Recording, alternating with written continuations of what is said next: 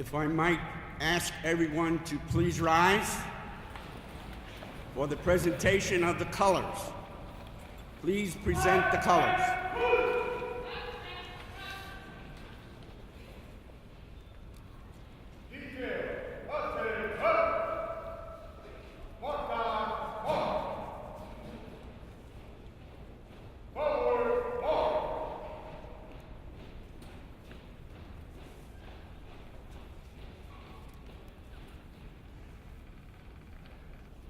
They're coming right up the center.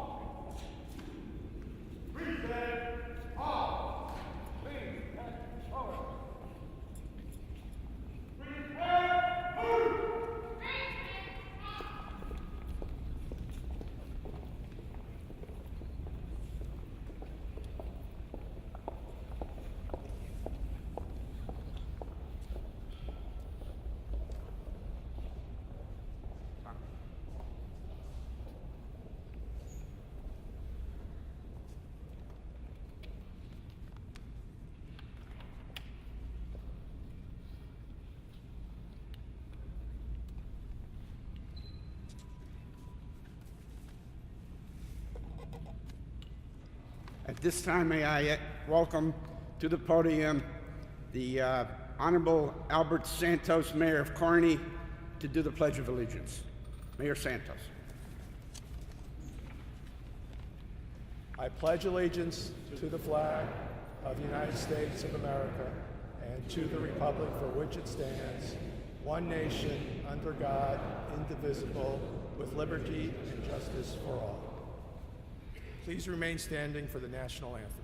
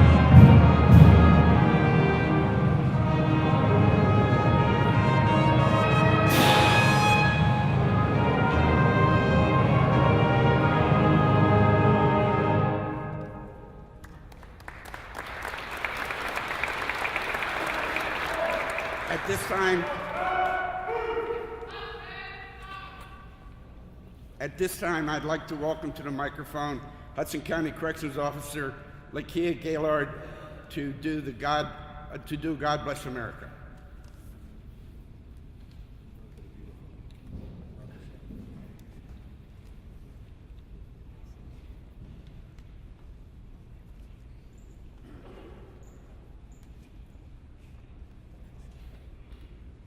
God bless America, land that I love. Stand beside her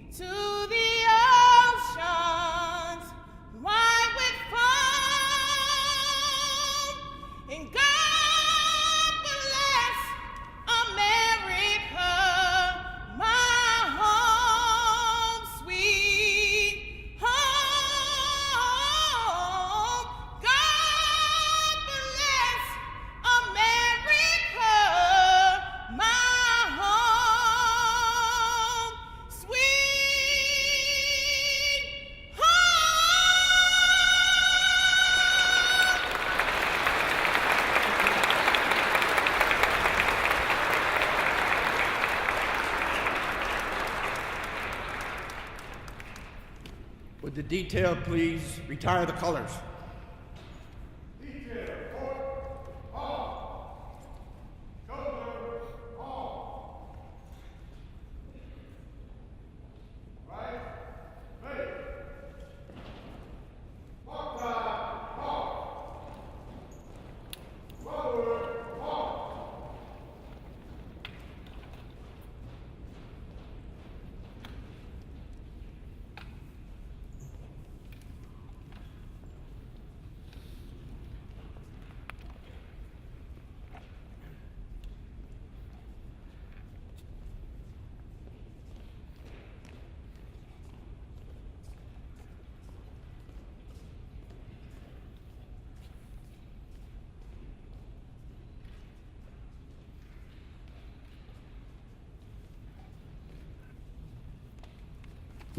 At this time, please give a warm welcome to the Mayor of Kearney, the Honorable Albert Santos, for opening remarks.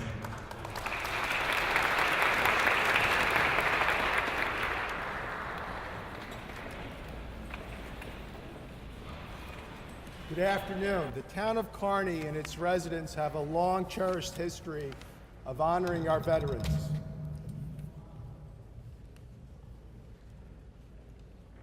We honor the sons of Kearney who've made the ultimate sacrifice and devotion to our nation and the cause of freedom. That commitment is evidenced by our town, Kearney's commitment to its veterans, to its history, its namesake and origin, General Philip Kearney, and to the permanent monuments and public spaces throughout our town dedicated to our veterans, and by the continuing strength of our Kearney VFW, the American Legion Post, and the Marine Corps League. Today, it's with great pride to see that tradition continue as we join the County Executive, Thomas DeGise, and the Board of Freeholders in naming this county facility as the USS Juneau Memorial Center. In so doing, we honor the servicemen lost on the USS Juneau when the battleship was sunk in the South Pacific in the Battle of Guadalcanal on November 13, 1942. This dedication has a powerful resonance in our town and in our county because the USS Juneau was built here in South Kearney when this place was a shipbuilding city, and I am not exaggerating when I say city. It included plate shops, a foundry, a powerhouse, shipways and basins, a hospital, and barracks. It was another time, but it was this place. During the nearly 32 years of its operation by the Federal Shipyard and Dry Dock Company, 324 ships were built at the Kearney Shipyard and launched on the Hackensack River, including the cruiser USS Juneau. At the peak of the war, nearly 30,000 were employed here at the Kearney Shipyard, building ships faster than anyone else in the country. An average of 1 destroyer was launched in the Hackensack every 13 days. Most of these workers lived in our local communities, Hudson County. Several were tragically killed in the manufacturing of the ships and in the launching of the ships. Not only was our community connected to that fateful day of November 13, 1942, because we made the battleships with our own hands, but our ties were made more heart-wrenching by the fact that 20 young men were from Hudson County, including 6 from the town of Kearney. They were aboard the USS Juneau and killed. It was another time, but it was this place that those young men called home. The local West Hudson newspaper reported that it was the greatest mass casualty since the start of the war for our community, and that had stunned residents of the town of Kearney. It was another time, but the street names where the fallen soldiers lived are street names that we know very well: Johnson Avenue, Rose Street, Hoyt, Forest, and Chestnut. We know the schools they attended: St. Cecilia's School, Kearney High School.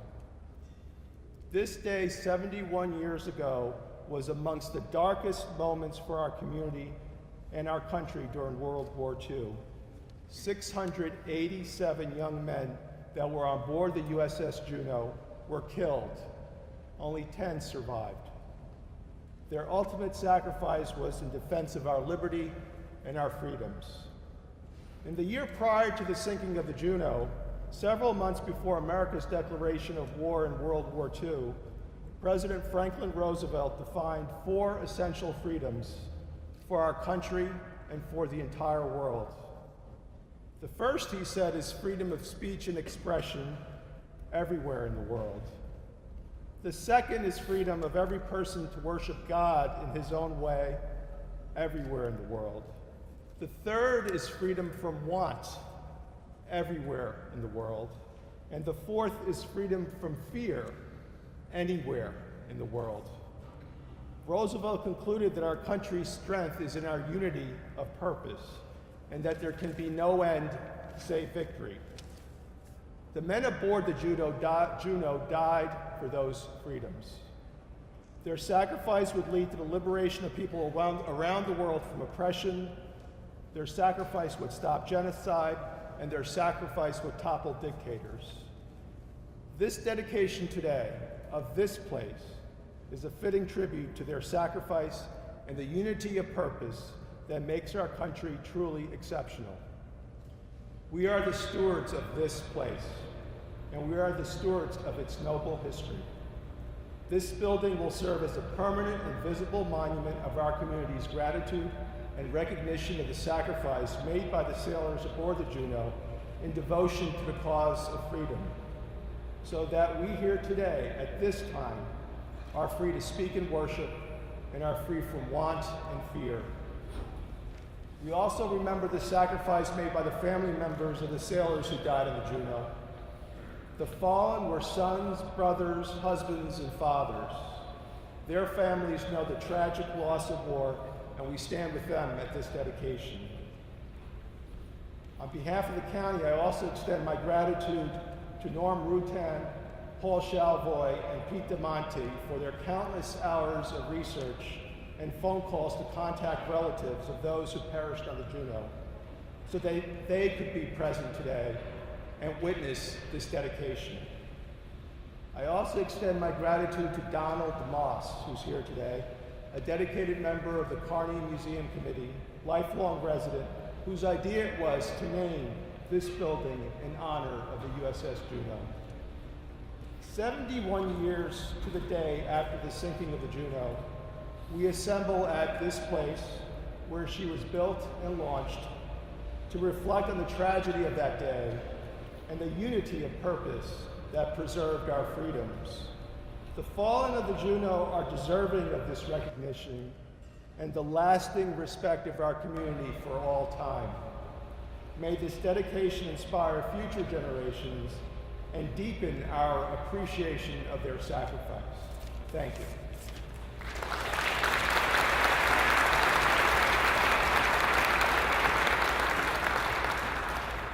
Thank you very much, Mayor Santos.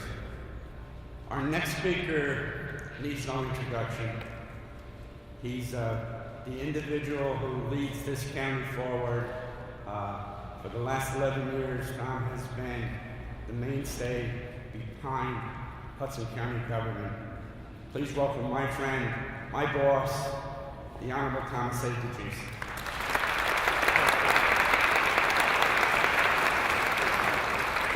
Thank you. And my job is to welcome you here, so welcome. And if you don't think it's intimidating speaking in a building of this size in a room like that, you ought to stand up here for a while. Now, Mayor Santos, it reminded us all that it isn't a coincidence that we're here today on November 13th to dedicate this building as the Juneau building. It was on this day in the naval battle outside of Guadalcanal that the soldiers and sailors perished during that time. You know, I wasn't aware, and I'm a history teacher by trade, I wasn't aware of the history of the Juneau until the suggestion had been made to make this the name of this facility. But I was aware of the Fighting Sullivans as a young boy. I can remember watching that movie over and over again. on $1 Million Movie. They'd show it every day, and I'd watch it every day. The Fighting Sullivans were a bit of a legend at that time. And when we were looking for a name for this particular building, when Carney came up with the Juneau building, I don't think there was anyone who argued with that at all. I'm going to leave it for John Gomez, a professional historian that you'll be hearing in a few minutes, to speak more about the storied history of this cruiser. I'm going to tell a little bit of a story of a little bit more modern ilk of my history with this building. I was elected 11 years ago, right about to the day here I took office. And one of the fellows that worked out at this building, Marty Budnick, who I saw in a crowd here somewhere, reminded me that we had a property that was more or less forgotten out in South Kearney, known as Warehouse 77. I didn't know much about that building, and with my Chief of Staff, Billy Gorham, we decided to do a little bit of investigating. And we came out here, went by the jail here, went into a dilapidated building that when we walked into it, and I know it's hard for you to understand that now as you look at the condition of the building, there was no roof. There was more no roof than there was roof here. The place was filled with seagulls there. There were little patches of floor that there was a little piece of roof over. And the function of the building at the time was to hold supplies for the nearby county jail. And so in stacks up, there would be inmates' underwear, there would be toothbrushes, there would be all of the supplies that they would need with work details, and trying to hide it from the water and the elements that were coming in. The rest of the place was just strewn with debris, ruined by the weathers, and the seagulls had left their mark almost everywhere. You know, I'm a basketball fan too, and one thing that they tell you in basketball is you can't teach size. So I came away from coming here that first day with the thought, that is in one really, really rotten condition.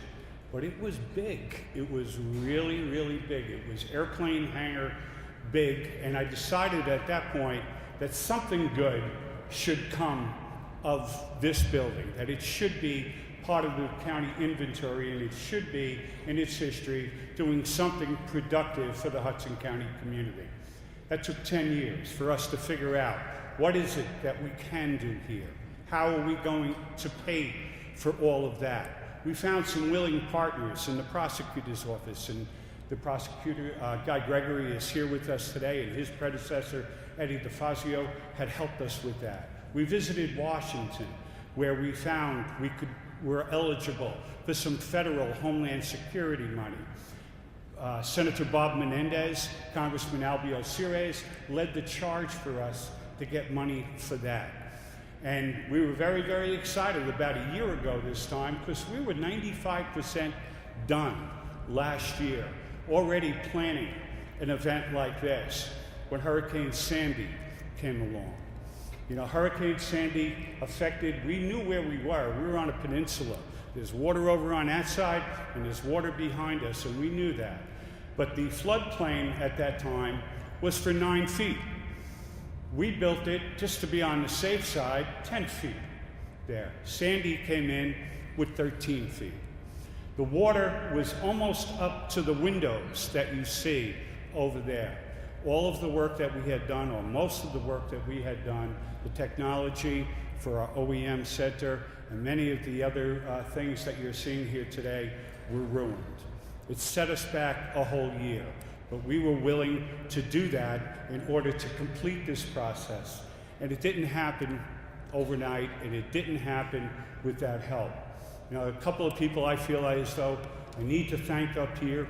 That would be Buddy Demolier, our Director of Public Property. His assistants in here, John DeLutis, Kevin Barry, who helped so much in putting this together. For this day in particular, Joanne Northgrave has done nothing for the last couple of months except try to work on this project and make this project something that would be memorable for us all. Lori Cotter from the Administrator's Office brought my interest here and worked hard on it, and our Division of Cultural Affairs with Beanie Gorham also worked hard to do this. We have great food waiting for you from the county prep in a little while. I'll leave it like that. I just want you to know how proud I am to be here, how proud I am that to be a part of a building like this and a dedication for the selfless men from the greatest generation that saved our democracy, that saved the world's democracy, and now it will forever be part of the Hudson County community. We're very, very proud of that. And for all of you who came in here from distances, I hope it brings memories for you. I hope that it is a moment in your life that you'll remember for the family members that you are wearing upon your lapels. I want you to know how much we appreciate the sacrifice that has been made by all of the people that were involved 71 years ago today. Thank you, and God bless America.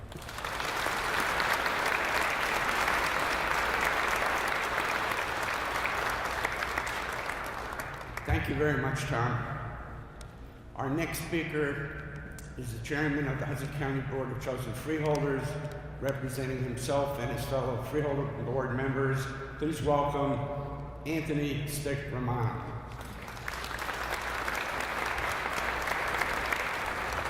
Good afternoon, everyone. This is really an honor. I stand here not as myself, but representing my wonderful colleagues on the Freeholder Board, but as Tom emphasized, a tremendous group of people that work for the county, whether in administration, legal, OEM, Joanne, Director Demalia. So many people made this possible so that those victims will never be forgotten. The professionalism of the honor guards, the legacy of the Juneau victims that will be carried on by those who use the building, members of the fine Department of Corrections, the prosecutor's office, sheriff's department, and whoever else. It's for the young people, those that were in the Lincoln, as all the honor guards performed to perfection and so professional, but our youth to know and remember that. I see in front of me living legends, those veterans that go back as far as World War II, right up to the present, to Afghanistan, and those continually serving in uniform. We owe it to those victims, and I think the best way that those victims will want to be remembered is by a usage that goes to what they were fighting for, our liberties. And the tremendous tenacity after that storm last year, and almost all the work being completed, to come back and get this done within a year is a tribute to all that were involved. Again, it's a collaborative effort. And it's not only the county government, it's working again with our wonderful mayors, with our state government, with our federal officials, who there are no one better in this country. So I just would like to say that when I see the Juneau, I think of pictures of my dad in the Navy, and I think of all these wonderful veterans that we have to remind our youth what they fought for. Does anybody teach in school what the Juneau was and how many people were involved and that it was built here, that many of the victims were from here, as Mayor Santos said. And in closing, I just would like to say that it is a tremendous honor to be part of this collaborative effort, because again, it's a very humbling experience speaking not only in front of all of you, but knowing the volume of work that was done and the hurdles that were overcome by so many different departments, that is a tribute to those victims that died for us. And it's important that we never forget that. So God bless everyone here. God bless the veterans, this great county, and to those that served on the Juneau, you will never, ever be forgotten. Thank you all.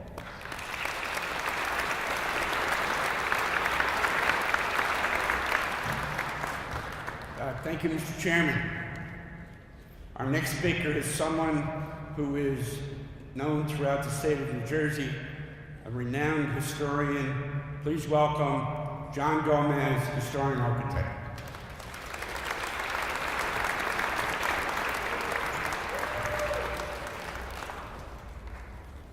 Good afternoon. How do you summarize the history of a monument in a mere few words? Here at Kearney Point, a slender peninsula hemmed in by two prehistoric rivers, the country's greatest naval heritage is prescient and palpable. and is worthy of a remembrance as panoramic and profound as the site itself. Surely, a lengthy historical narrative is the only way to accurately capture the area's awesome industrial landscape, the local laborers who earned a decent living here, and the state-of-the-art ships that went on to find naval fame, be it an inspiring victory or unfathomable loss. When my consulting firm was asked to write this historical narrative about the former federal shipyard and dry dock company, an odyssey was begun. Research is never easy, even if you know where to look. The very source is sometimes the last place to begin searching. Mysteries unravel on a library's microfilm machine, but quickly become entangled in muddled facts and dead-ended leads. Archival images provide both evidence and confusion, and in this particular case, names and visages are hidden by the smothering cloak of national security. These are the kinds of dilemmas that historians face in their omniscient field and practice every day. But eventually you arrive at a summation that stands up to time and gives true voice again to the monument. In the end, a document was painstakingly produced that for the first time told the tale of this area's rich shipbuilding tradition, from hammered wooden crafts to motor-driven submarines to great steel vessels, such as the Juneau. This lengthy document will soon appear in sections on the Hudson County government website, along with rare photographs, illustrations, and other records derived from the National Archives in College Park, Maryland. But when the county asked me to condense my firm's historical narrative into a brief caption for a planned historical marker, by the way, the marker's over there in the corner, it made me think about the confusing constraints of history, the diminutive frames we are sometimes given. Not everyone, I reasoned with myself, has time to read up to 100 pages of text. After all, we live in an earthen sea of sound bites. Our eyes hunger for minimalist information. So my first attempt at shrinking down the federal document was quite disastrous. I thought it was going to be easy. All the facts were there, chapter by chapter. All I had to do was pull and place the essential bits into smaller borders. When it came down to composing, I couldn't do it. I wanted to include everything important about the shipyard: the naval architects, the associated engineers, the master welders, the forgers of prefabricated parts, the housing stock built in Hudson County for shipyard employees, the first and last ships manufactured in the shops, including this building, the vanguard vessels that perished under enemy fire, and the vast graveyard that all ironically became for ships returning to be scrapped and melted down into molten steel. Just when I thought I couldn't do justice to the Federal Shipbuilding and Dry Dock Company of Kearney in 500 words or less, I stumbled upon a solution. Start over. Go back to the beginning of the research. Recall the initial discoveries at the National Archives, where under strict surveillance I opened boxes filled with extraordinary images of shipyard buildings, like this one, under construction, of ships sliding down colossal planks and under gantry cranes into the dredged Hackensack waters on their immediate way to war, of company magazines that daily profiled employees, many of them African American and women, and their experiences at the federal shipyard. I returned to Jersey Journal articles that followed the Kearney Point land conveyances, the erection of edifices between 1917 and 1942, almost all of which still stand today on the site, and the call to expand the yards as they were the largest employer in the county. One 1943 article, which I found accidentally while zipping through microfilm rolls, stood out for me and gave me guidance and inspiration. The fate of Seaman Second Class George A. Muldoon, who enlisted in the Navy to avenge a close friend who died in the attack on Pearl Harbor. George Muldoon was only 17 when he joined, and in a few months would, the newspaper said, quote, go missing on the USS Juneau, although later his name would be added to the Hudson County dead on that doomed vessel. Muldoon hit closer to home for me when I learned that a colleague of mine, John Hallinan III, and his father, John Hallinan Jr., who are here in the audience, were direct descendants of the brave seamen. I will never forget, too, when John III pointed out to me a magnificent stained glass window inside St. Michael's Church in downtown Jersey City, a glorious memorial window paid for and inscribed with the Muldoon name. And so the brief words came flowing, and I produced the following text for the USS Juneau Memorial Center bronze plaque. The USS Juneau Memorial Center is named in honor of the 6,000-ton Atlanta-class light cruiser, really a ferocious beauty, assembled, launched, and commissioned from 1940 to 1941 at the former Federal Shipbuilding and Dry Dock Company, a subsidiary of U.S. Steel, established in 1917 here at Kearney Point. On November 13, 1942, the Juneau was torpedoed and sunk in 20 seconds by the Japanese in the naval battle at Guadalcanal in the South Pacific Theater. 687 servicemen perished, only 10 survived. This building, erected 1917 to 1918, using skyscraper construction advanced by the American Bridge Company, with a glass and steel design strongly influenced by the late industrial architecture of Albert Kahn, the great American architect, served as the yard's mammoth forge shop and helped produce nearly 500 battleships, cruisers, steamers, barges, and bridges between 1917 until it closed in 1949. The company, among the world's largest and most productive, was a pioneer in ship manufacturing design and processes. At its height during World War II, Federal was comprised of a bustling, well-planned 175-acre campus, flanked by dozens of factory buildings, shops, offices, ship berths, and gantries, staffed by up to 50,000 Hudson County residents, including local women and African American laborers. And again, that plaque is in the corner. You could read that. I would like to extend my respect and admiration to Joanne Northgrave, who is the Chief Community Organization Specialist for the Hudson County Office of Disability Services and Veterans Affairs, who I met under the screen of a microfilm machine in Jersey City as she, too, began an odyssey of research. I watched Joanne become someone first interested in the Hudson County servicemen aboard the Juneau to someone who is now a national expert on the topic. Joanne, you are an undisputed historian now. Welcome to the sanctified sphere, where you not only chase and tie history down, but you bring people together like today for remembrance. Without your perseverance, dedication, and fierce determination, this event would never have taken place. I would also like to acknowledge Kevin Barry, standing right there next to Joanne, who is the Deputy Director of the Hudson County Department of Roads and Public Property. From the beginning of this project nearly 2 years ago, Kevin has been a reliable guide and informed voice. Like many of us gathered here today, Kevin is deeply rooted in the shipyard, as his father was once employed here.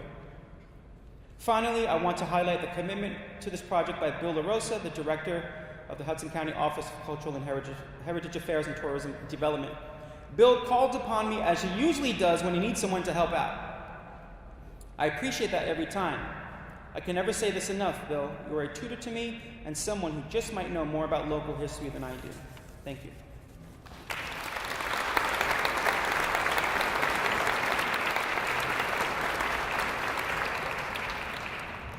Thank you, John. That's outstanding. At every event, there's normally a prize given to the individual that traveled the furthest to be here today. Our next speaker, I'm sure, would qualify for that honor since he traveled here from Juneau, Alaska, to be with us this afternoon.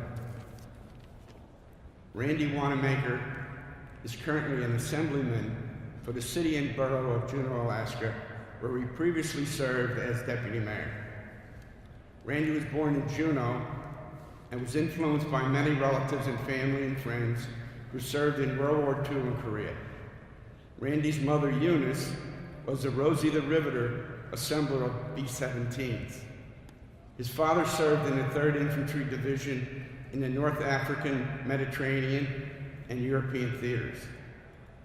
Several of his uncles served in the Coast Guard and Navy and the Pacific theaters. Following in their footsteps, Randy served in the 297th Infantry Alaska National Guard and the 161st Infantry Washington National Guard. Randy's connection to the USS Juneau has been intersped throughout his life, starting with hearing the stories from his mother about the children of Juneau collecting dimes to buy the silver setting for the USS Juneau, CL-52. After his military service, Randy was a shipyard worker, helping to build the last USS Juneau in Seattle, Washington. In 2008, he represented Juneau at the decommissioning ceremony in San Diego, California, of that same ship. In 2012, Randy coordinated the 70th anniversary remembrance ceremony for the USS Juneau. He was fortunate in doing so because a collection of letters from a USS Juneau crew member from New Jersey was brought to his attention and acquired by the Community Museum. For those who might be interested, the remembrance ceremony, including a dramatic reading of the letters, can be viewed on YouTube. Please welcome Assemblyman Randy Wanamaker.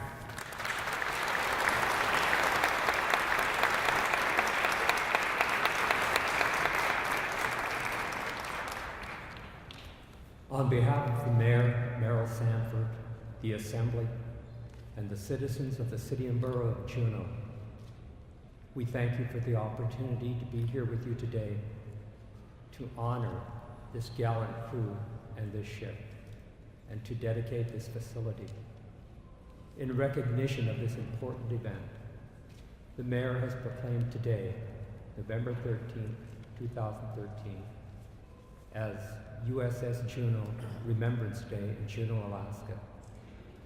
And all citizens are committed to helping to preserve and maintain the four freedoms so eloquently expressed by President Franklin Delano Roosevelt, the purpose for which these brave men gave their lives. Thank you very much.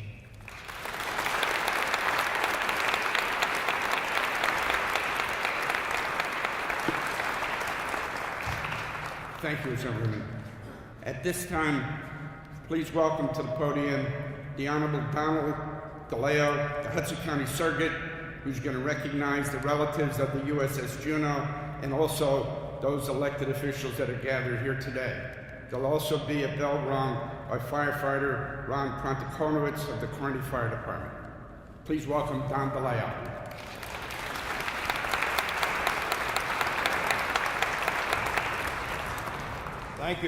Thank you, Bill. I've been given the unenviable task of introducing those folks I should introduce who are here with us, many of them my fellow comrades in elected office. So if I miss anyone, please don't shoot me. I've been looking out, jotting names, etc. So I'm going to do the best I can with this. And in no necessary formal order. She just had to leave for council business, Mayor Dawn Zimmer, the recently re-elected mayor of Hoboken. We have our welcomer, Mayor of Kearney, also just re-elected, Al Santos. You've met, through his introduction and comments, our Hudson County Executive, Tom DeGise. Our MC is Hudson County Chief of Staff, Bill Gorhan, who is also, though now retired, the longest-serving councilman in the history of the city of Jersey City. Representing our U.S. Congressman, Albio Ceres, who could not leave Washington because of votes that were scheduled, his aides, Erica Daughtry and Rich Barsa. And as Tom DeGise pointed out earlier, while Albio cannot be here but in spirit, look around and you see his dollars at work that he brought in from Washington. I have my fellow constitutional officers here, Barbara Netchett, our county clerk, with her deputy director, Janet Laura. We have the Hudson County Register of Deeds and Mortgages, Pamela Gardner. We have Under Sheriff Francine Shelton, representing our sheriff, just re-elected, Frank Shalari. We have, and he spoke already, the chairperson of our Board of Chosen Freeholders, Anthony Romano. We have with us also a former councilman and former city council president, from Jersey City, Peter Brennan. From Bayonne, we have Council President Terry Ruane. We have Councilman Ray Greaves and Joe Hurley. From Kearney, I see in the room Councilwoman Carol Jean Doyle, who was just re-elected, and I believe Councilwoman Sue McCurry is with us as well. Going back to our board of chosen freeholders, we have our freeholder pro tempore, Tom Liggio of North Bergen. We have freeholder Jeff Dublin, Jersey City. We have freeholder Junior Maldonado, Jersey City. We have your local freeholder from here in West Hudson, Al Cifelli, and freeholders Doreen DiDomenico from Bayonne and Jose Munoz from West New York were unable to be here but send their regards and congratulations. We have our Director of Roads and Public Property, the instrumental boss in putting all of this together here, getting this building as we now see it, Harold Buddy Demolier. We've got our Parks Director, Michelle Richardson. We have our Chief of the Hudson County Department of Corrections, Oscar Aviles. We have Prosecutor Gene Rubino. We have the acting prosecutor is Guy Gregory. We also have a descendant of one of our honored hero dead being recognized here today, Lieutenant Colonel Adrian Cahill Shenahan. We have Christopher Sands. We have our county council and make sure that everything is legal so nobody has to go to jail for any of this.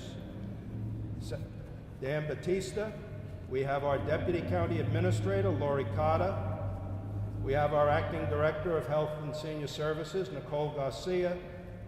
And from the Office of Cultural and Heritage Affairs, who worked mightily in putting this together, working with Joanne Northgrave, Eileen Gorhan. And Joanne, you've got plaudit after plaudit. Let me throw my plaudits in as well. I work with her regularly on veterans-related matters, and when Joanne takes a mission, she doesn't back off until total victory. So congratulations, Joanne.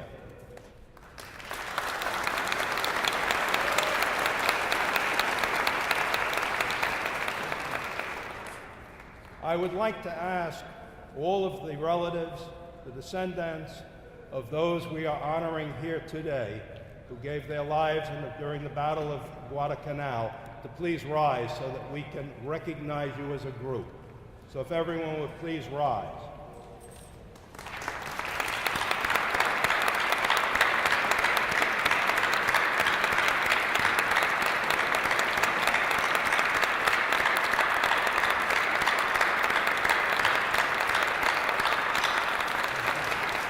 Thank you, because we are indeed honored that you are here, because it's the sacrifices of your relatives that give us the opportunity to be here today to celebrate the victories of the Juneau, of our war heroes, dead and living. And we have many of our Second World War veteran heroes here with us today.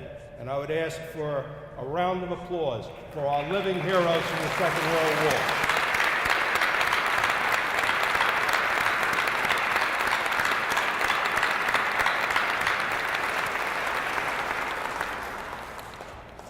As the surrogate, and most folks wouldn't know what a surrogate is, I'm the guy no one ever wants to need, but it's where families come after they've suffered the tragedy of a death in the family. I'm the judge of the surrogate's court. And when Joanne contacted me concerning today, I did some research in my records to find out if I had any information on any of those 20 that we are recognizing here today. And I did on 3 cases involving 3 of those heroes from the Battle of Guadalcanal. And I'd like to read a letter that I have the original copy of in my files. The letter was signed by Frank Knox, Secretary of the Navy, dated 19 July 1943, addressed to Mrs. Hazel Louise Hardwick, 517 19th Street, Union City, New Jersey. My dear Mrs. Hardwick, 8 months have now elapsed since the loss of the USS Juneau during the Battle of Guadalcanal on 13 November 1942. This lapse of time, in view of the circumstances surrounding the disaster, as officially reported by close witnesses, forces me reluctantly to the conclusion that the personnel missing as a result of the loss of the Juneau were in fact killed by enemy action. Among them was your husband, Timothy Dwight Hardwick, Fireman 3rd Class, United States Naval Reserve. This letter will extend to you my sincere and personal sympathy in your great loss, and my hope that you may find comfort in the knowledge that your husband gave his life for his country, upholding the highest traditions of the Navy. The Navy feels the loss of his services and shares in your sense of bereavement. The bravery of those who made possible the victories at Guadalcanal will long be remembered by a grateful nation. Sincerely yours, Frank Knox, Secretary, United States Navy. And at this point, I see that we have Fireman Perkowitz up at the bell. At this point, I'm going to read the names of our honored hero dead from the Battle of Guadalcanal on the USS Juneau. After I read a name and the town, Firefighter Prokopowicz will ring the bell. Thomas Beers, Harrison. Adrian Cahill, Kearney. William Simpson Davidson, Jr., North Bergen. Earl Hall, born in Kearney. Timothy Dwight Hardwick, Union City. John Walter Hermans, Jersey City. Thomas Kane, Kearney. Benjamin Lepowski, Jersey City. William Mika, Harrison. James Henry Mooney, Bayonne. George Muldoon, Jersey City. Raymond Phillips, Kearney. Kenneth Russell Satterfield, Jersey City. Stanley Sepanek, Bayonne. James Saramba, Harrison. Stanley Solobit, Bayonne. Roy Taylor, Jersey City. George Willoughby, Kearney. Wilbur Wood, Kearney. Walter Zubos, Jersey City. And now we will ring the bell one final time for all of those who served on the Juneau and lost their life, as well as for the 10 who survived. Thank you.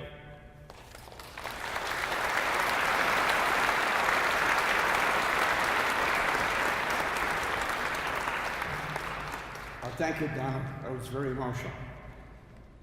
At this time, in concluding our program, I'm going to ask Joseph Fair and Kevin Alakar to do taps, followed by the Kearney High School Marching Band, who will do a medley of songs, and then the marching band will lead us to the front of the building for the ribbon cutting with County Executive Tom DeGise.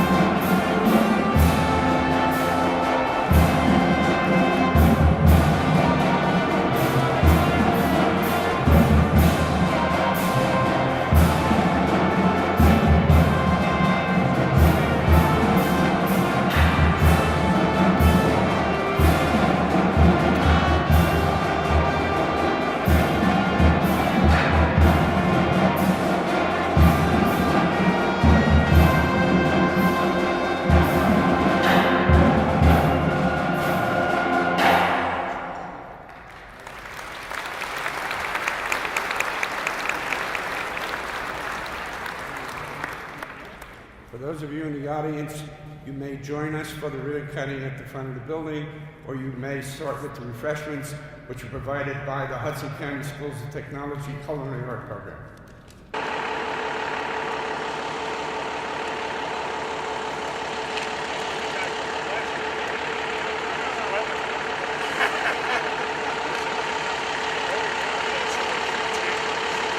All right, you're in the way. Oh, sorry.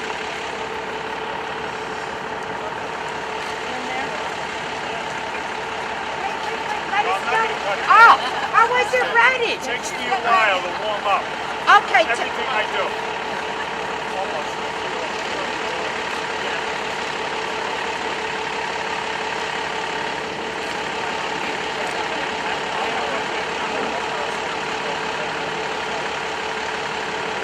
I don't do anything until Joanne Northgrave tells me.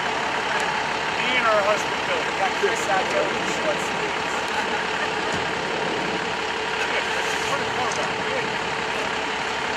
Sir, can you just hold the scissors, but don't cut? I'm not cutting. So Joanne says that I'm not doing it. I've been married for over 30 years. I know how to do this. I'll say, okay. Listen to that, wait for order. Listen, sir, can you train my husband? He's terrible.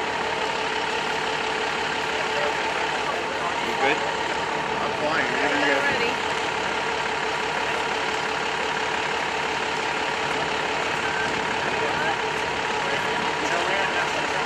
Who's calling the shop here? Joanne, where are you? That hurt? Count to three. Ready? 1,